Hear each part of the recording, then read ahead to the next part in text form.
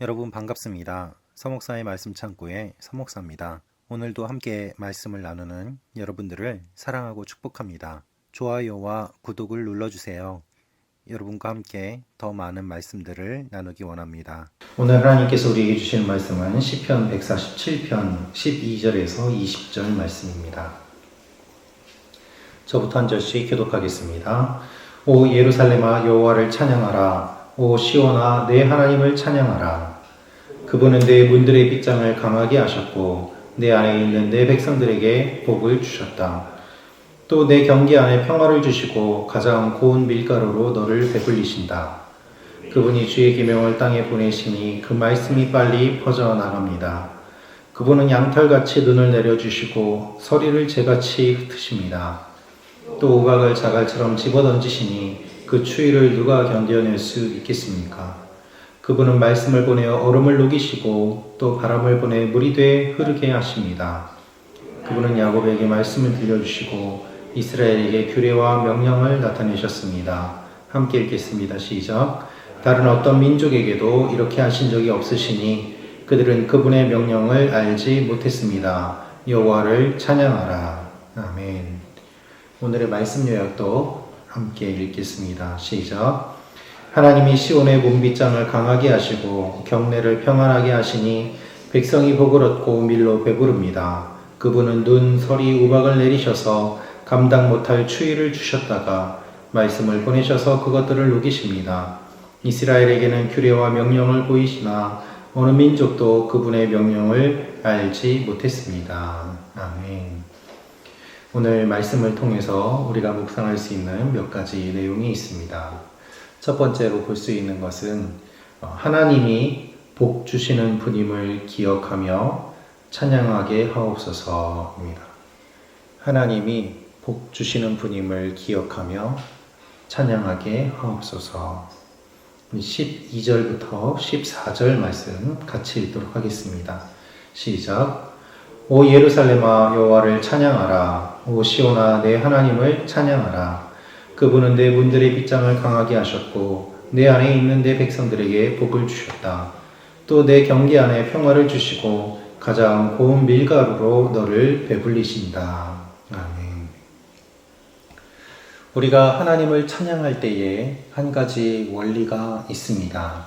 그 원리는 무엇인가 하면 하나님이 어떤 분인지를 기억하며 찬양해야 한다는 것입니다.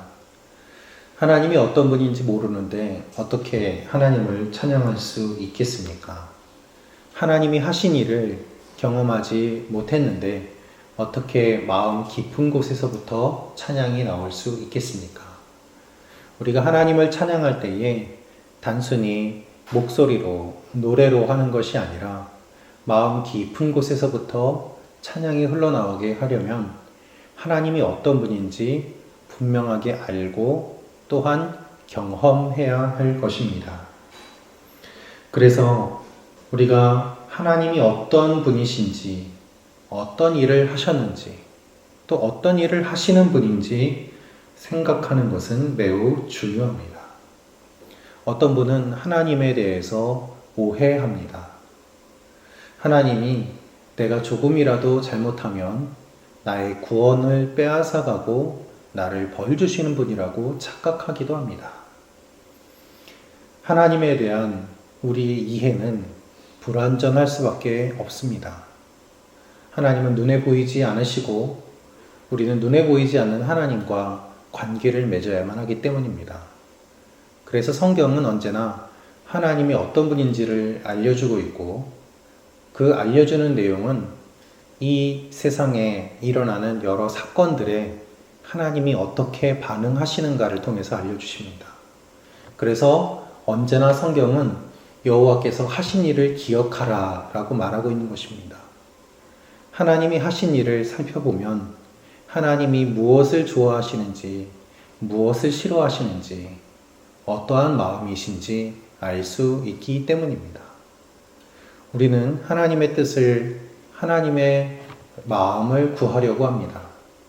그런데 그것은 하나님께서 어떠한 사건에 어떻게 반응하시는가를 보면서 더 잘 알 수 있습니다. 하나님께서 싫어하시는 일만 하면서 하나님이 좋아하시겠지라고 착각한다면 얼마나 괴리감을 느끼겠습니까? 하나님께서는 무엇을 좋아하시고 무엇을 싫어하시는지 인간의 삶 가운데 일어나는 사건들을 통해서 알려주셨습니다. 오늘 말씀은 시편 기자가 어떻게 고백을 하고 있는가? 하나님이 풍성하게 복 주시는 분이다 라고 고백하고 있습니다. 시편 기자가 그것을 경험했기 때문입니다. 그런데 하나님의 복이 어떻게 임하는가? 구체적으로 임합니다. 13절, 14절을 다시 한번 보면 그분은 내 문들의 빗장을 강하게 하셨고 내 안에 있는 내 백성들에게 복을 주셨다. 또 내 경계 안에 평화를 주시고 가장 고운 밀가루로 너를 배불리신다.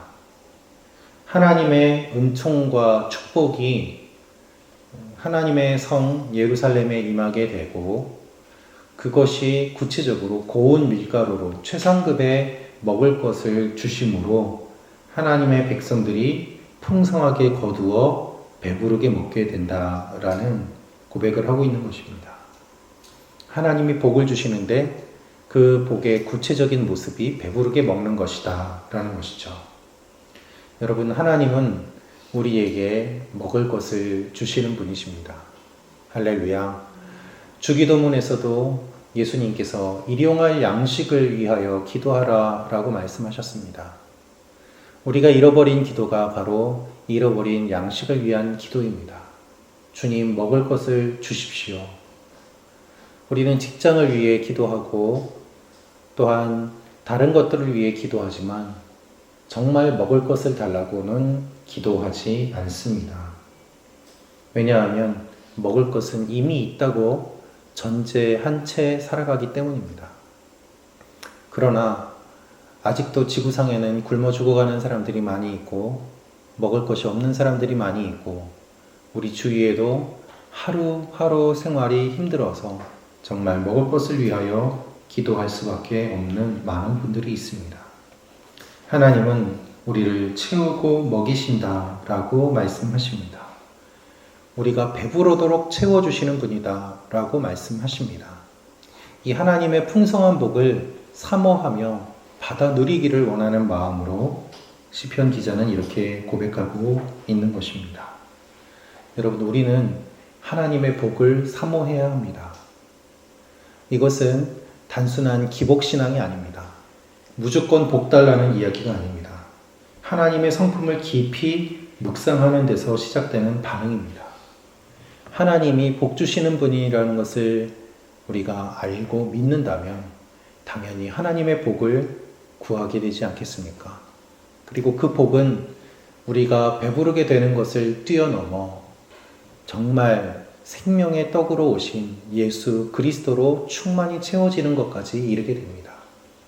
그래서 하나님의 복은 떡으로만 사는 것이 아니라 하나님의 입에서 나오는 말씀으로 사는 것이라고 하시는 그 말씀처럼 떡과 함께 말씀도 주시고 떡으로 우리의 육신의 생명을 살려주심과 동시에 생명의 떡이신 주님께서 우리의 영혼을 살려주셔서 하나님은 우리에게 생명을 주시고 생명이 유지되게 하시는 것입니다. 우리는 먹는 것에 대해 대수롭지 않게 생각하지만 많은 환자들은 한 끼 식사를 넘기지 못해서 힘들어하기도 합니다. 우리가 먹을 수 있음이 축복이고 먹을 것을 주심이 은혜임을 기억할 때에 내가 누리고 있는 이 일상이 하나님이 주신 얼마나 놀라운 은혜인지를 경험할 수 있게 되는 것입니다. 그럴 때 우리는 하나님을 찬양하게 됩니다. 오늘 우리에게 주어진 일상이 하루가 하나님이 주신 놀라운 은혜임을 기억하며 하나님이 주신 복을 사모하시는 여러분과 제가 되기를 원합니다. 두 번째로 묵상할 수 있는 내용은 하나님께서 말씀으로 만물을 다스리심을 믿고 하나님을 의지하게 하옵소서입니다. 하나님께서 말씀으로 만물을 다스리심을 믿고 하나님을 의지하게 하옵소서. 16절에서 18절 말씀 다시 읽겠습니다. 시작. 그분은 양털같이 눈을 내려주시고 서리를 재같이 흩으십니다. 또 우박을 자갈처럼 집어던지시니 그 추위를 누가 견뎌낼 수 있겠습니까?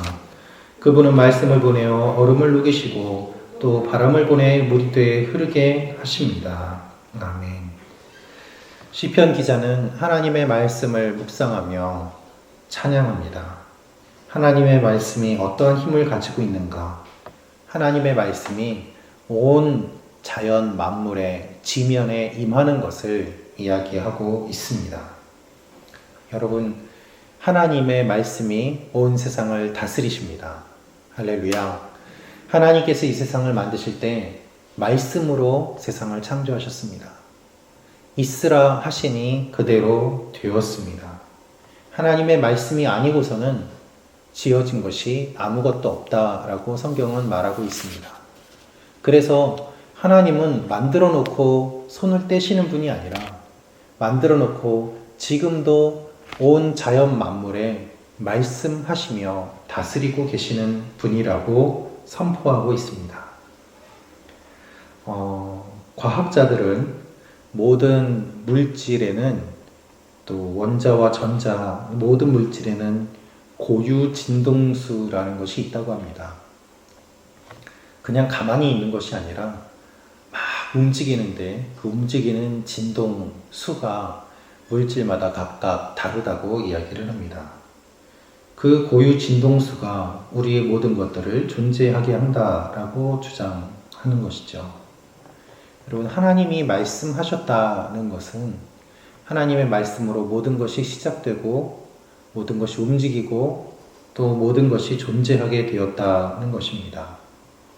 과학적으로 주장하면 주장할수록 성경과 모순되는 것이 아니라 오히려 인간이 이해할 수 없는 여러 현상들이 있음을 우리는 알게 됩니다. 양자역학이라든가 여러 과학적인 내용들이 우리가 상상할 수 없는, 그러나 그것이 실제하기 때문에 부정할 수 없는 이론들이 많이 나오고 있습니다. 성경은 무엇을 이야기하고 있습니까? 하나님께서 모든 것을 주관하고 계심을 이해하고 그것을 찬양하라고 말하고 있습니다. 우리가 현재 코로나19를 통하여서 많은 삶의 변화가 일어나고 어려움을 겪고 있습니다. 또한 중국과 일본은 장마로 인해서 많은 피해도 입고 있습니다. 지금 북극은 더위로 인해서 얼음이 녹아내리고 있고 모스크바가 35도 넘는 일들도 일어나고 있다고 합니다. 지금까지 우리가 경험하지 못했던 여러 자연의 변화들 경험하면서 우리는 이것이 단순한 환경의 파괴와 자연의 재해가 아니라 그 가운데도 하나님께서 다스리고 계시고 하나님께서 인도하고 계신다고 그 사건 너머에 있는 하나님의 손길을 바라보아야만 합니다. 그것이 믿음을 가진 사람의 모습입니다. 하나님의 뜻입니다. 그러나 그 하나님의 뜻이 정확히 무엇인지 우리가 모를 뿐입니다. 우리는 역사의 주인이 하나님이시라는 것을 고백하고 또한 언젠가 주님이 오시지만 그때가 언제인지는 모르지만 이 세상의 모든 역사와 사건들이 마지막 때를 향하여 가고 있음은 분명하다는 사실을 기억하고 종말을 사모하며 나아가는 종말론적인 삶을 살아야만 합니다. 그러나 우리가 두려워하지 않을 수 있는 것은 하나님께서 말씀으로 우리를 살리시고 또한 주님의 일을 이루어 가심을 믿기 때문입니다. 주님은 이렇게 선포하고 있습니다. 눈도 내려주시고 우박을 집어 던지시고 또한 말씀으로 녹이시고 물이 돼 흐르게 하신다라고 말입니다. 우리의 삶 가운데 우리가 통제할 수 없는 일들이 많이 일어납니다. 내 힘으로 할 수 없는 일들이 많이 일어납니다. 그러나 돌이켜 생각해 보면 내 힘으로 할 수 있는 일이 사실 거의 없음 또한 우리는 고백하게 됩니다. 내 몸 안에 일어나는 병이나 장기가 망가지는 것들이나 그런 것들을 생각해 본다면 내 몸이라고 하지만 내 몸 안에서 어떤 일이 일어나는지 나도 모르고 있지 않습니까? 그것을 어떻게 내 몸이라고 할 수 있겠습니까? 염려함으로 키를 자라게 할 수도 없고, 또한 걱정함으로 우리의 몸이 좋아지는 것도 아닙니다. 그래서 우리는 우리의 힘으로 할 수 없음을 고백하며 하나님께서 모든 것을 다스려 주심을 고백할 수밖에 없는 것이죠. 오늘 하루도 하나님께서 우리를 지켜주심으로 우리가 살아갈 수 있음을 고백하는 여러분과 제가 되기를 원합니다. 하나님이 우리를 다스리십니다. 하나님이 우리를 인도하십니다. 하나님이 오늘도 우리와 동행하십니다. 세 번째로 우리가 묵상할 수 있는 내용은 하나님의 말씀을 받음이 은혜인 줄 알고 말씀을 소중히 여기게 하옵소서입니다. 하나님의 말씀을 받음이 은혜인 줄 알고 말씀을 소중히 여기게 하옵소서. 19절 20절 말씀 같이 읽겠습니다. 시작. 그분은 야곱에게 말씀을 들려주시고 이스라엘에게 규례와 명령을 나타내셨습니다. 다른 어떤 민족에게도 이렇게 하신 적이 없으시니 그들은 그분의 명령을 알지 못했습니다. 여호와를 찬양하라. 아멘. 여호와를 찬양하라로 시작된 이 시편이 20절 마지막에 여호와를 찬양하라로 끝납니다. 하나님은 다른 어떤 민족에게도 이렇게 하신 적이 없다고 20절에 말씀하고 있습니다. 하나님의 말씀은 양면성이 있습니다. 하나는 감추어지는 것이고 다른 하나는 보여지는 것, 계시되는 것입니다. 예수님은 모든 사람들에게 하나님의 말씀을 선포하셨습니다. 그러나 귀 있는 자만 들을 수 있었습니다. 지금 우리가 살고 있는 이 시대도 마찬가지입니다. 우리가 마음만 먹으면 말씀을 쉽게 접할 수 있습니다. 손바닥에 있는 핸드폰으로도 전 세계에 있는 목사님들의 말씀과 또한 성경 공부를 할 수 있는 시대가 되었습니다. 그러나 그럼에도 불구하고 여전히 하나님을 믿지 않는 사람들이 있습니다. 말씀은 모든 사람들에게 보여졌지만 모든 사람들이 다 알 수 있게 된 것이 아님을 성경은 말하고 있습니다. 그 가운데서 하나님의 말씀을 듣고 말씀을 믿고 이 새벽에 이 자리에 나오신 여러분들 한 분 한 분이 하나님의 은혜를 받은 존재임을 기억하시기를 바랍니다. 우리는 이미 하나님의 은혜를 받은 존재입니다. 하나님의 말씀을 듣는 것이 복이고 말씀을 받는 것이 복이고 은혜임을 시편 기자는 고백하고 있습니다. 오늘 하루도 하나님이 우리에게 말씀하십니다. 그것 자체가 은혜입니다. 새벽에 이 자리를 지키시고 기도의 자리를 지키시고 예배의 자리를 지키시는 여러분들이 은혜의 통로요 또한 복받은 자인 줄로 믿습니다. 그 은혜를 계속해서 사모하는 여러분과 제가 되기를 기도합니다.